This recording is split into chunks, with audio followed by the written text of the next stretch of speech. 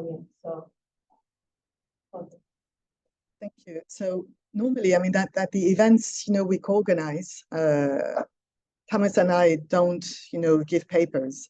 Bidisha insisted, so what can you do? So this is very much a paper in progress, or work in progress, so I hope it doesn't drift too much in spite of the title. Michael Ondaatje's Anil's Ghost focuses on mass killings during the civil war in Sri Lanka that tore the country to shreds, as you know, between 1983 and 2009, in what can be claimed as a genocide by the Sri Lankan Tamils. Some of you will remember the novel as it deals with the exhumation and the identification of the bones of the murdered and the disappeared. The epigraph of the novel gives this explanation for the civil war. From the mid-1980s to the early 1990s, Sri Lanka was in a crisis that involved three essential groups: the government, the anti-government insurgents in the south, and the separatist guerrillas in the north.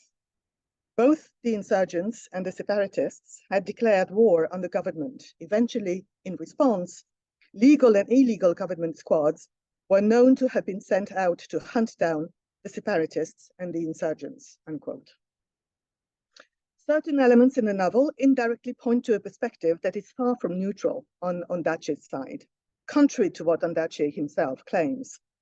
I'm not getting into this, but the Buddhist presence, since we've been connecting with Buddhism here, the Buddhist presence, for instance, can be seen as one of the elements that only give more prominence to the Sinhala Buddhist majority versus the Tamil Hindu minority, the latter being generally restricted to the novel, in the novel, to terrorist category.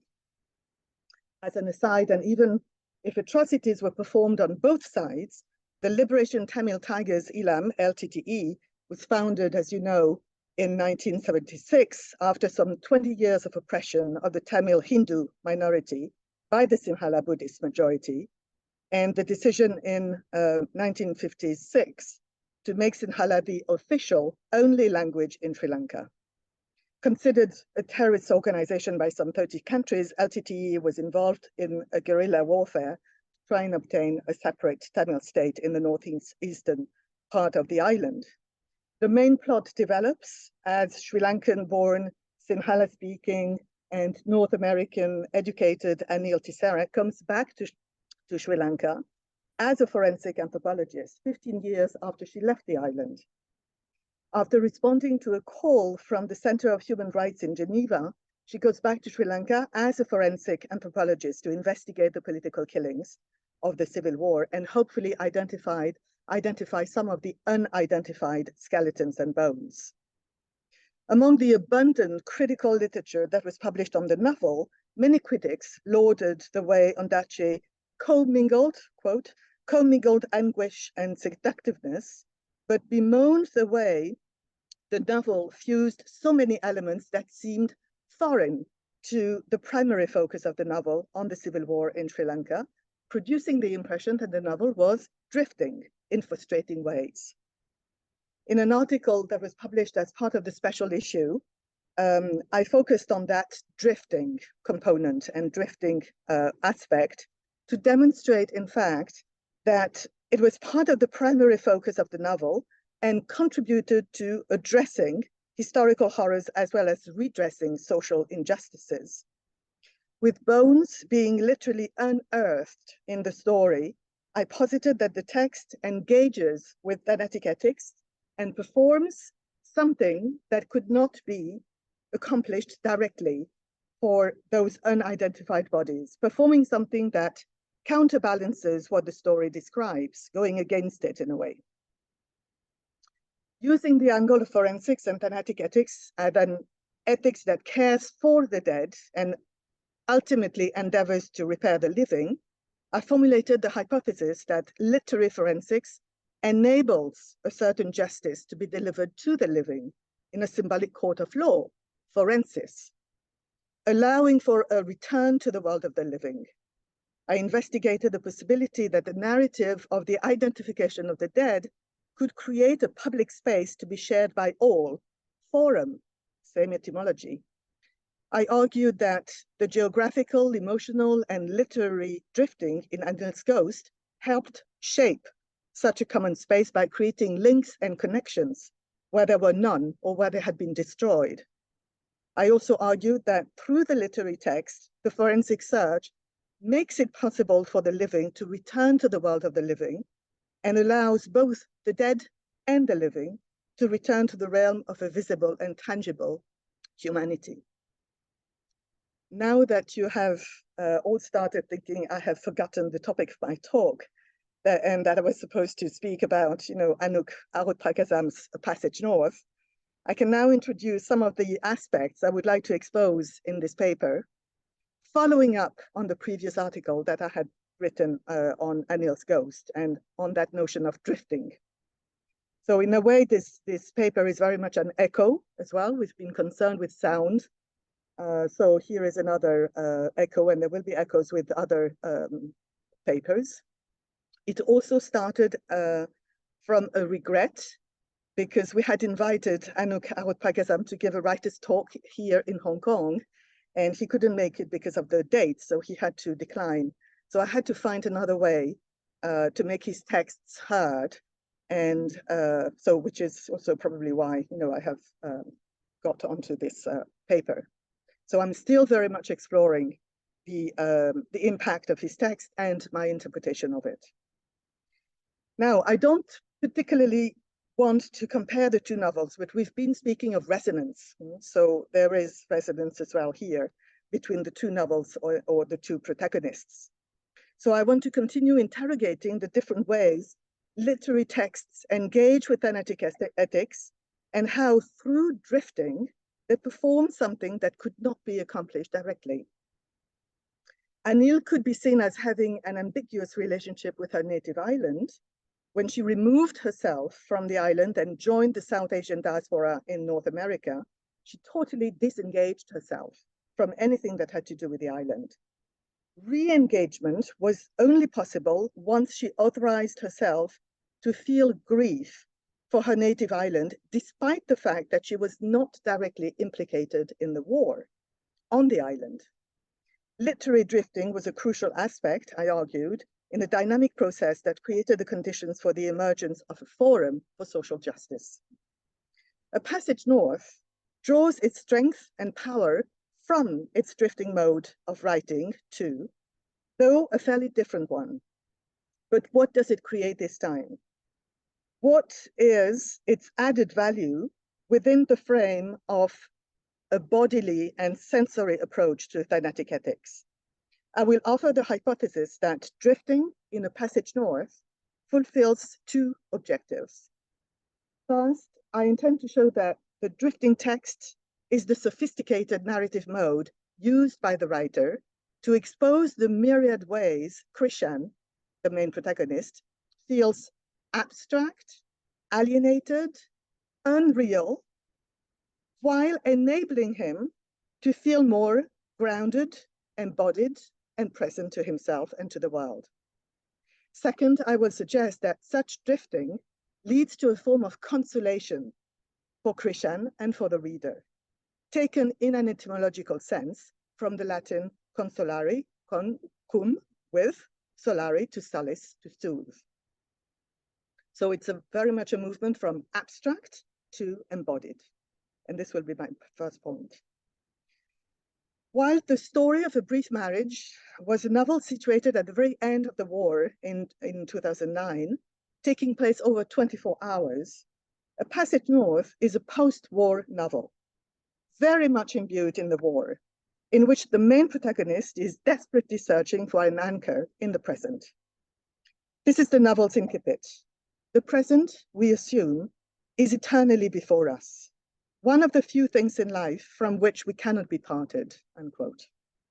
But a few lines later, the present, we realize, eludes us more and more as the years go by, showing itself for fleeting moments before losing us in the world's incessant movement, fleeing the second we look away and leaving scarcely a trace of its passing.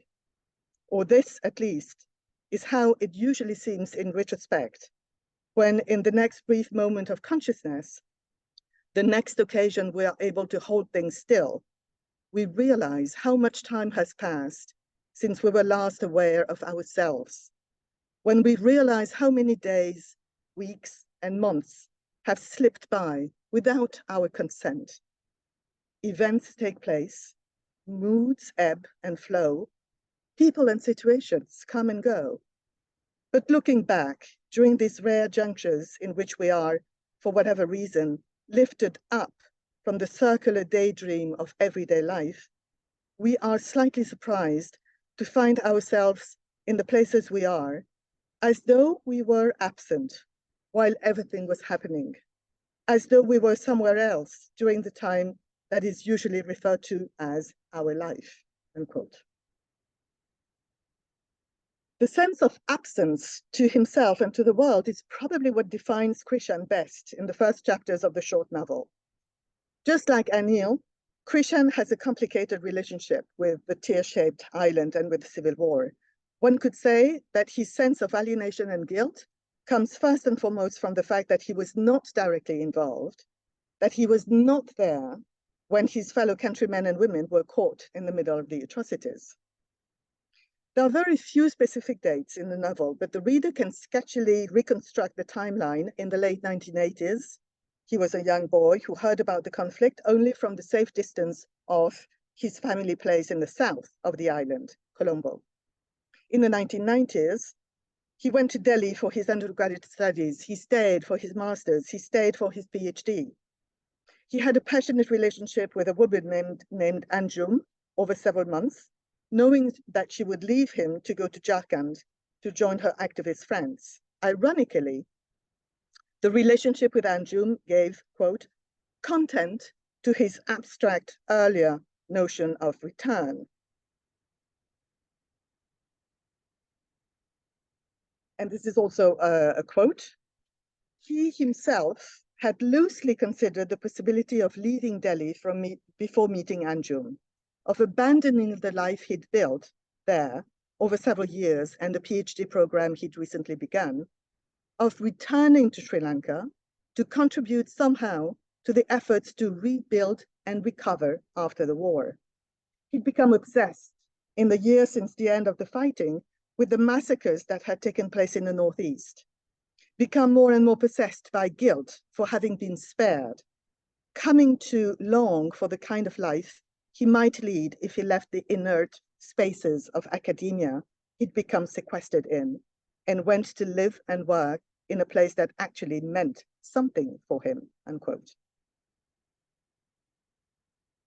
What Ondaatje defines as Anil's long-distance gaze in the other novel also plagues Krishan, along with an acute sense of guilt and shame at having been so removed from the war, even when he became obsessed with the news he would read in the newspapers or find on the internet, all those images and videos that were actually posted by survivors and Tamils from the diaspora. So getting him into feeling what he calls an uncanny sense of unreality. Krishan follows the example Anjum had embodied, and the word is, of course, loaded, embodied of a life organized around a social or political vision, embodied of what a life organized around a social or political vision could be. So he comes back to Sri Lanka after the separation from Anjum and after the war, searching for such an embodiment. He opts for return migration after the war. He does not go back to one of his parents' funeral rites. He goes back to re-embody himself.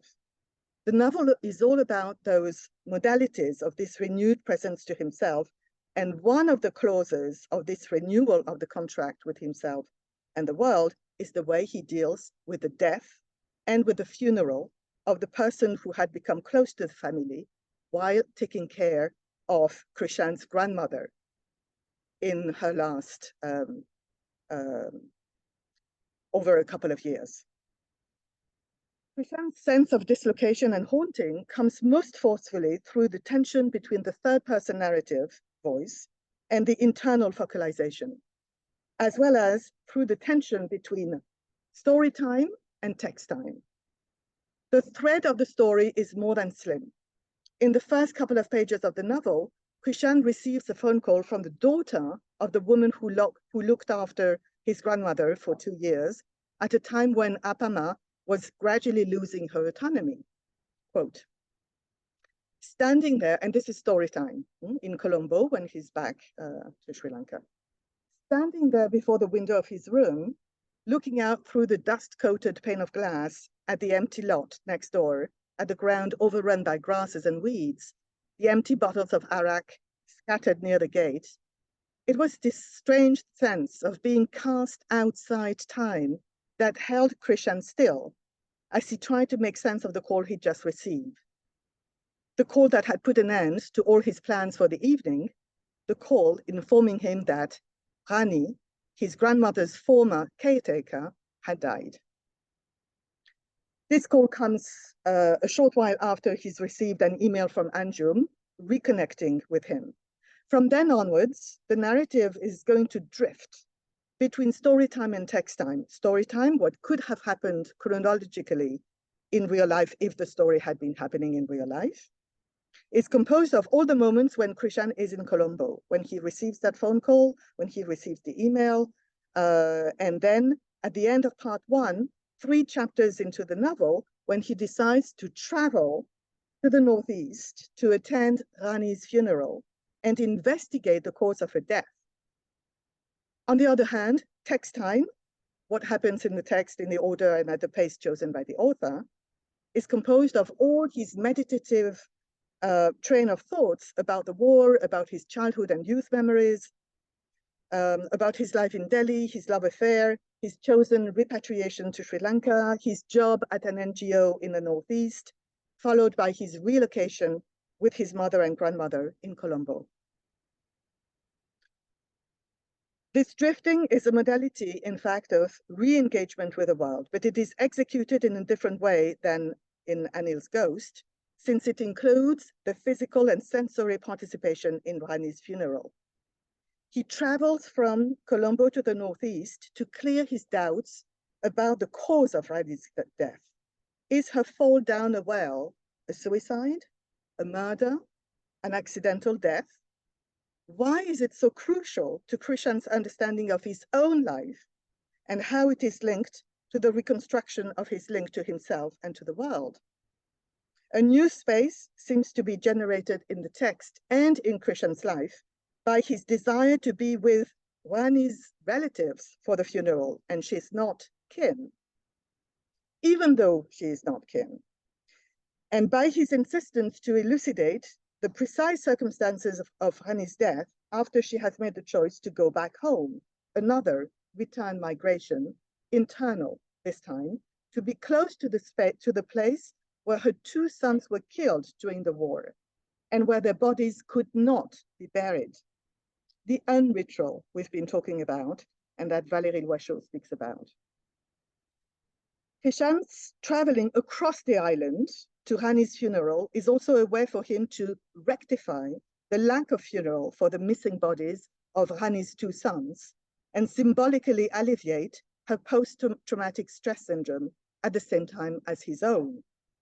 He's aware of the fact that the announcement of Rani's death made him think of himself first. However, he gradually realizes being more involved with Rani's death lends him an other perspective. Quote, as if jarring him out of his ordinary consciousness, the call had compelled him to think paradoxically, not about Rani, but himself from the outside and to see from a distance the life in which he'd been immersed, unquote. This other perspective from a distance, and this is my second point, this other perspective from a distance is what takes me to this second point. So pondering whether consolation is possible or even desirable in such a context as a civil war, and what such a text as A Passage North performs. I would like to read the novel through the lens of consolation, also relying on what Michael Fossel says in Le Temps de la Consolation. Consoler, c'est autoriser l'autre à voir et à percevoir autrement que selon sa douleur, mais ce n'est pas guérir, donc voir ou percevoir sans la douleur. my translation, to console is to allow the other person to see and perceive differently, not merely from the pain, and this is not the same as healing, that is, seeing or perceiving without the pain. Through the trip, Krishan takes back to the Northeast, he authorizes himself to be in a place he hadn't anticipated, in a space of renewed identification and self-recognition. About Anil's ghost, I had suggested the literary, emotional, and mental drifting is not only a bringing together, as it was, for Anil. The journey to the funeral, in Krishan's case, is a moment when he literally grasps his life better, when he comprehends it better.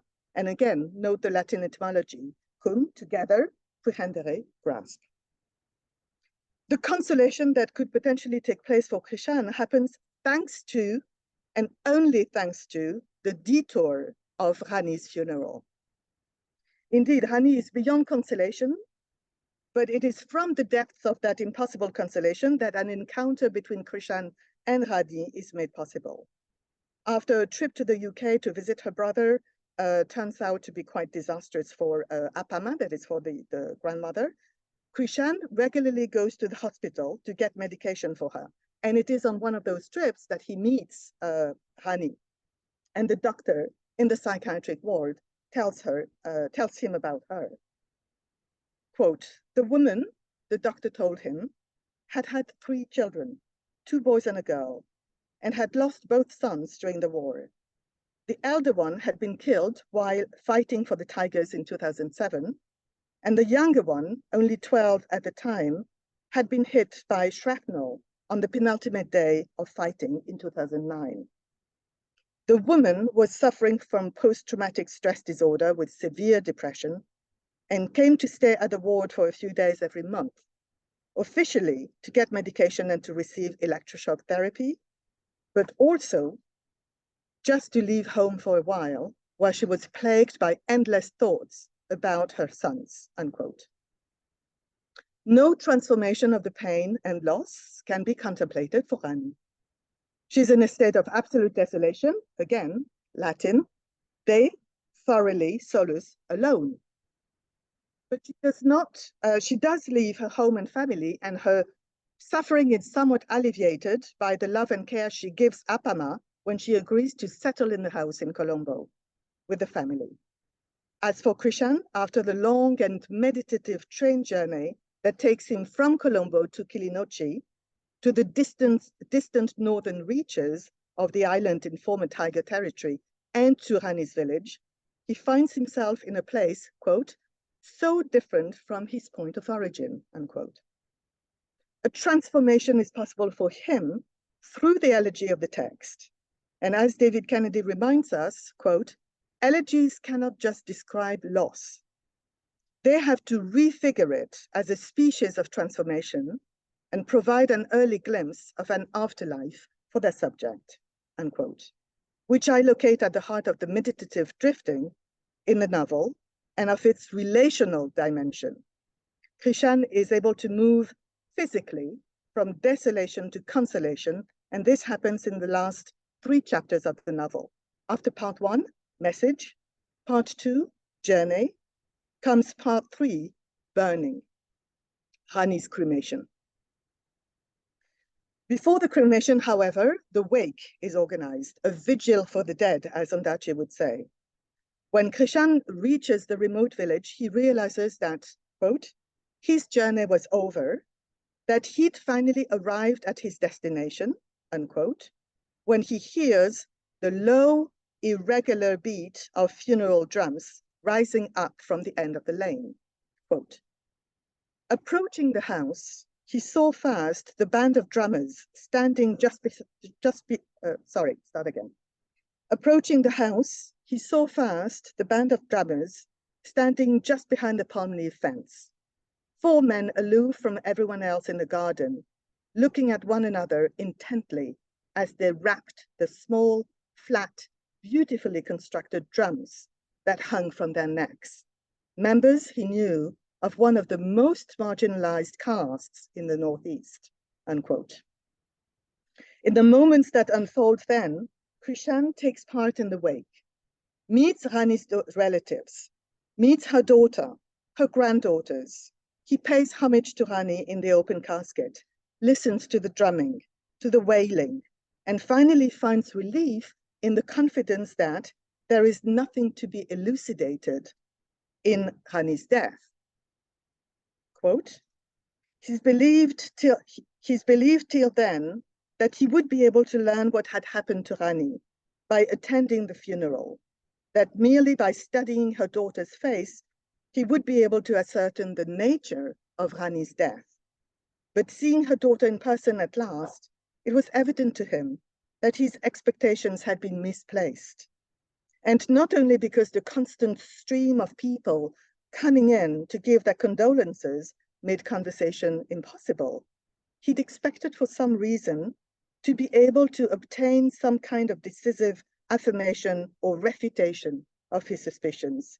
But the moment he heard Rani's daughter talking, he realized that no ambiguous verdict was possible, that even if he waited until the funeral was over to talk to her, the subject of suicide would never come up explicitly, that he would be left in the end with his own interpretations of whatever she told him.